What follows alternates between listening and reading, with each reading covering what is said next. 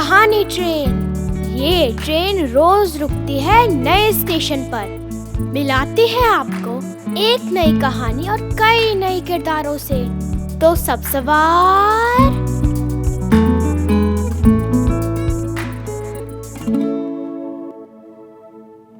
आज की हमारी कहानी है प्लूटो पत्रिका से, हाथी की दोस्त। इसे लिखा है प्रमोद पाठक ने। हाथी चाहता था कि उसका भी कोई दोस्त हो, तो वो दोस्त ढूंढने निकला।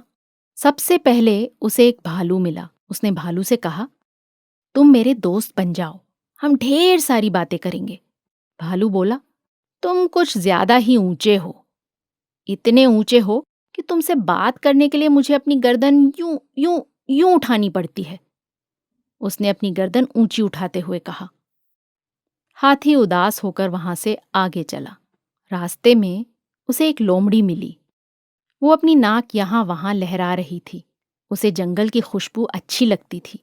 हाथी ने लोमड़ी से कहा, लोमड़ी, तुम्हारी नाक कितनी सुंदर है, एकदम सीधी और आगे से बस जरा सी उठी हुई।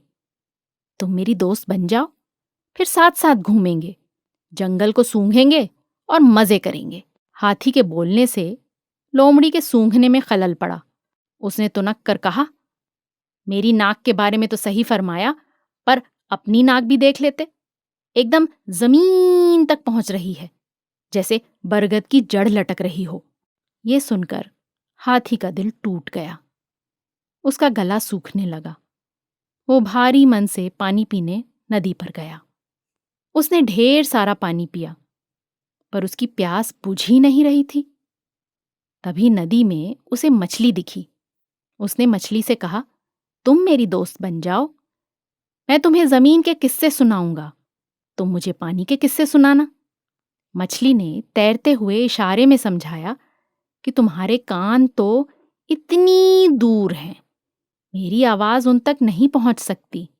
हाथी निराश हो चुका था। उसने काफी सारा पानी अपनी सूंड में भरकर यहां वहां उछाला, कुछ अपनी पीठ पर डाला। वो धीमे कदमों से लौटने लगा।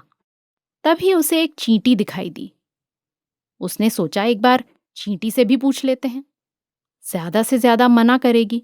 उसने चींटी से कहा, वैसे तो मैं बहुत ऊंचा हूं, मेरी सूंड बरगद की जड़ों की तरह जमीन तक पहुंच रही है, मेरे कान तुमसे बहुत दूर हैं, लेकिन फिर भी तुम मेरी दोस्त बन जाओ ना। चींटी तुरंत बोली, मैं कब से तुम्हारे जैसा दोस्त ढूंढ रही थी। तुम इतने ऊंचे हो कि तुम्हारी पीठ पर चढ़कर दूर तक जंगल देखा जा सकता है। तुम्हारी सूंड एकदम मुझ तक पहुंच रही है, इसलिए मुझे आने वाली सारी खुशबुओं तक पहुंच सकती है। तुम्हारे कान इतने बड़े हैं कि मेरी बारीक आवाज भी उन तक पहुंच जाती है। तुम्हारा शरीर तो खुद एक दुनिया जितना बड़ा है, कभी कभी उसकी भी सैर की जा सकती है। इतना कहकर चींटी हाथी की सूंड से ऊपर चढ़ गई। हाथी धीमे धीमे झूमता हुआ चलता रहा।